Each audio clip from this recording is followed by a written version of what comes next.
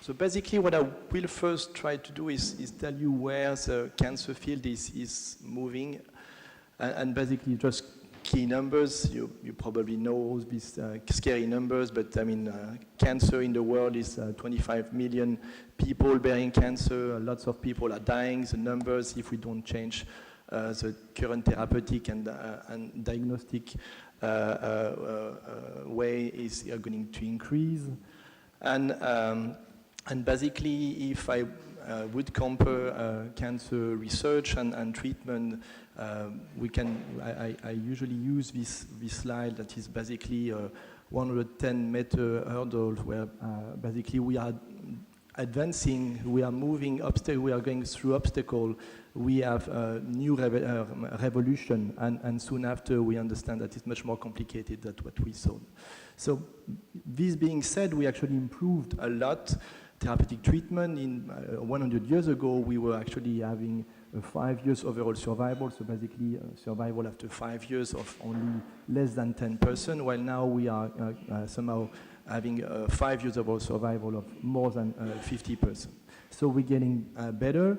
You know, surgery, radiotherapy, chemotherapy, and the new types of therapies that are this targeted therapy. We know what are the driver mutation in cancer, and so we developed different types of strategy against this alteration. And you will hear about later also about immunotherapy. That is a big thing currently. Yet this is associated with some limits. I don't know why it doesn't move. Oh, sorry.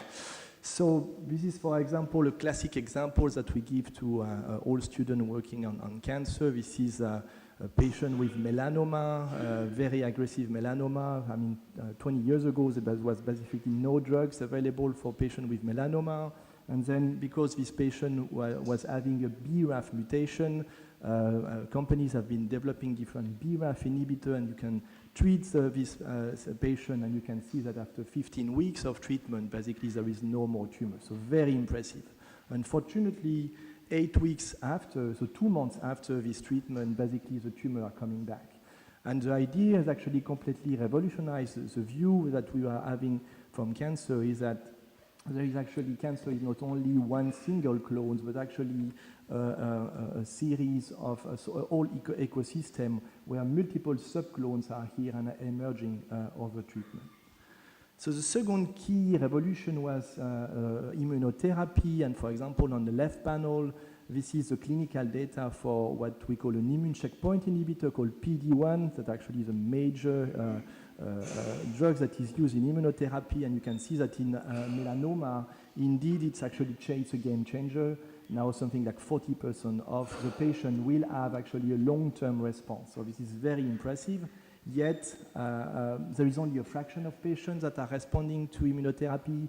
It goes, we always give the example of melanoma with 40%, but actually in most of the clinical indications there is basically not a lot of benefit. There is actually a lot of toxicity because you are reactivating the immune system. So basically you have too much immune system in the whole body. And actually you may know that there is thousands of clinical trials ongoing with PD-1, but also with other checkpoint inhibitors. They're doing combination treatments, they're testing everything, very often without real rationale, and so far this is very disappointing. We don't see major increase of the overall of the patient. So we need to do more research and more basic research. And then I will actually give the humble things that we have been doing in the lab, that is actually trying to take a basic cell biology concept into clinic. And so my modest contribution to science is actually summarized in this slide, that is basically to revisit what is a transmembrane receptor. So you all consider that you have receptors at the membrane, and they are sitting, most of the people are considering that they are sitting at the membrane and are doing nothing unless the ligand of this receptor comes, and then the ligand binds the receptor, and then the receptor will trigger different types of signal. And what we have been saying is that in some settings, some receptors also work when the ligand is not here, and in this condition, the receptor is actively triggering cell death. So we call this receptor-dependent receptor because the presence of such receptor at the surface of the cell leads the cells to be dependent for its survival on the presence of the ligand. If there is no ligand, the cell should undergo cell death. And so we and others have been identifying more than 20 of these receptors, and they have nothing in common. The only thing that they have in common is that they are able to induce cell death in absence of ligand. And we believe it has two main implications. One is actually related to embryonic development. I'm not going to talk about that today. And more importantly, we believe that it's actually key receptor for regulating tumor progression. And so basically we did all this work working on these receptors that are binding this ligand netrin-1. So it's a very important molecule during embryonic development, and we have been showing that are also key during cancer progression. And netrin-1 is binding to these two types of receptor called DCC and NUN5. And we've shown that these receptors are actively triggering cell death unless netrin-1 is present. And so we have been proposing that because this receptor triggers cell death, it would be a way to limit tumor progression. So we did a very naive model initially. That is, if you are a normal cell, you express one of these receptors. It has to be in a setting where the ligand is here, otherwise the cell should undergo cell death. And if this normal cell is becoming a cancer cell, then you will have, for example, proliferation, so the cells are dividing, so you will have more cells in the same setting. So at one point you have more receptors than ligand, and in this condition you have unbound receptor, and this unbound receptor will trigger cell death. So it will be a way to limit cancer progression.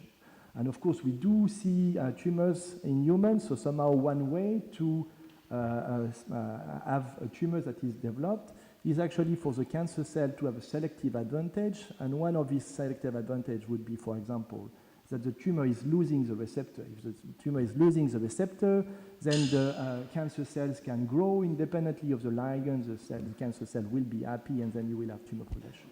And so we spend quite lots of time to actually demonstrate this per se. I'm just going to show you one of the animal models that we developed to show this per se, that is actually generating a mice model where we point mutated one of these receptor DCC. So DCC was then no more able to induce cell death, and in this setting the mice are spontaneously developing different types of cancer. So then we concluded that the balance between ligand and dependent receptor are actually very important for regulating tumor progression. And so that in the human pathology, when we are losing dependent receptor, it's actually a selective advantage for cancer to survive.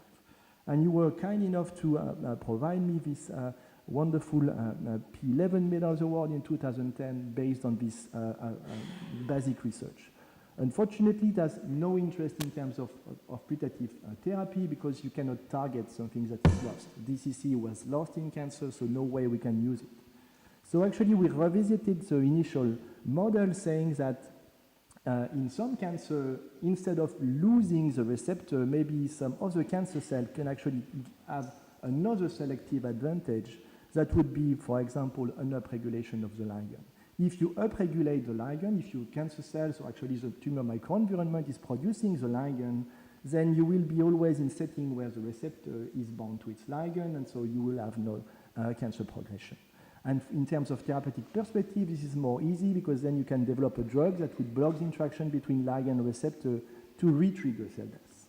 And so this is what we have been trying to do. First, we have been showing, and this is not only our work, we have been trying to see whether netrin-1, so the ligand of DCC, is actually upregulated in cancer. And this is actually a diagram showing you that in most of cancer indications, so it will be half of lung cancer, it will be 2/3 of ovarian cancer, 80% of melanoma will show this upregulation of netrin.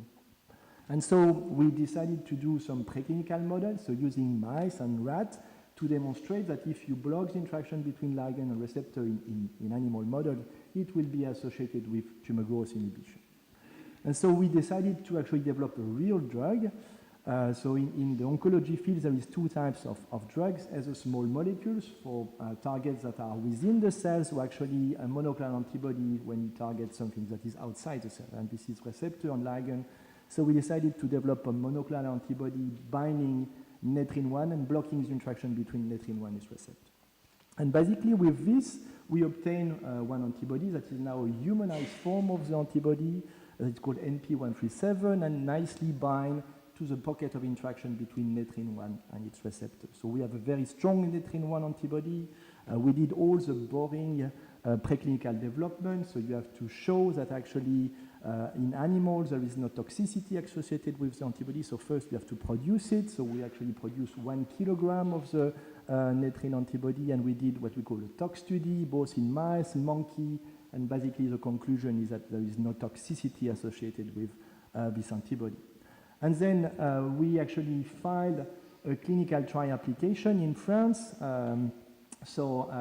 About 2 years ago, so on the left is actually the facts that we receive saying that we are authorized to test this in humans. So you have to measure that for a basic researcher, knowing that you have actually patients that will be treated with what you actually created was quite something. And we did what we call a phase 1A trial. So basically this is a dose escalation.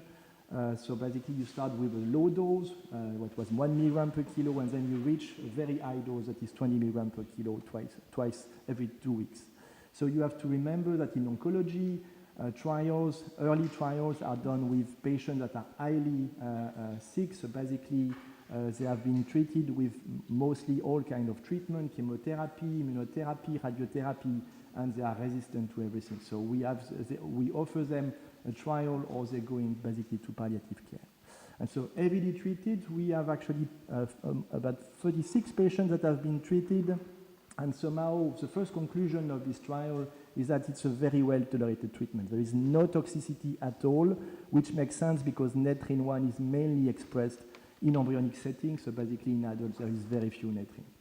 And more importantly, and it was not actually completely expected, we actually can show some sign of activity of the antibody. So for example, there is a first patient here, you may not see it basically, but it's a patient with an advanced cervical cancer, squamous cervical cancer. She was actually resistant to different types of chemotherapy. So you can see on the panel the last cycle of chemotherapy. So basically you can follow what we call the tumor, so what we call lesion, as a target lesion. So you can see that before treatment, the lesion were coming up, so she was progressing actively. She should have died probably a few months after. And when you start the treatment with the netrin antibody, you nicely inhibit tumor growth, and actually the patient is still under treatment after 1 year, and she's doing very well. The second example is what we call an objective response. So basically, the tumor in this patient actually was shrinking for more than 50%, actually now at 80%. So the lesions of the metastases of this patient were actually has shrunk largely, and she has been under treatment for 6 months. So it seems that we have some effect of this antibody in patients. We need much more patients, of course, but it's somehow very promising. So then, what are we going to do? Just to show this objective response, the arrow is actually showing the lesion, where you can see that before and after treatment, the lesion are shrinking. So what are we going to do next? Is actually to combine. It's actually what everybody is doing in oncology field. We want to combine with chemotherapy and combine with immune checkpoint inhibitor. But why is that, and I'm going to be very fast on it. Why? Because we actually went back to basic research, and we have been showing that the pair netrin-1 receptor is actually very important in a transition called EMT. So maybe most of you are not aware of this EMT, but this EMT is a transition from an epithelial, so very structured cell, to a mesenchymal, so basically fibroblast. And it seems it's very important during embryonic development, but seems to be key in various steps of cancer progression, and I'm not going to go in detail, but we've shown that there are actually netrin-1 is very important in this EMT, tumoral EMT, and you can show that if you treat animal with the netrin antibody, basically the tumor is moving toward a more epithelial phenotype. So basically the mode of action that we predict is that because we are killing cells, we're killing not only epithelial cells, but also mesenchymal cells, and because mesenchymal cells are proliferating more slowly, we're shifting the tumor to a more epithelial phenotype. And we do think it's important because there is more and more literature saying that the more mesenchymal you are, the less you will be sensitive to chemotherapy and immune checkpoint inhibitor, and no need to go in detail, but basically we've been showing different preclinical models, very resistant to different types of chemotherapy, that if you combine chemotherapy with a Netrin antibody, basically you provide overall survival. And it's the same for immunotherapy. So basically the conclusion is that we would like to combine the Netrin antibody with either chemotherapy or immune checkpoint inhibitor to try to sort to fight against resistance to treatment. And I'll go back to my conclusion slide and introductory slide, where we have been doing many progress, but we do need to do much more progress. And I guess one of the main themes of the future of the research will be to understand how a tumor is adapting and how the tumor environment is adapting. And with this, I would like to thank you for your attention.